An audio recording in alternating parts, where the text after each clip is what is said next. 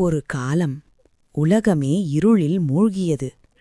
அசுரர்களின் அகந்தை தேவர்களின் தைரியத்தை சோதித்தது. அப்போது சிவபெருமானின் ஞானத்திலிருந்து ஒரு தெய்வ ஒளி பிறந்தது. அந்த ஒளிதான் குழந்தை முருகன். புன்னகையுடன் வந்தாலும் அவரின் பார்வையில் உலகத்தை மாற்றும் சக்தி இருந்தது. மயில் அவன் அருகே நின்றது. அது வாகனமல்ல, அகந்தையை அடக்கும் ஞானம். முருகன் வேலை உயர்த்தினார். அது ஆயுதமல்ல, அறியாமையை கிழிக்கும் ஒளி. ஒரே நொடி அசுரர்களின் இருள் அழிந்தது.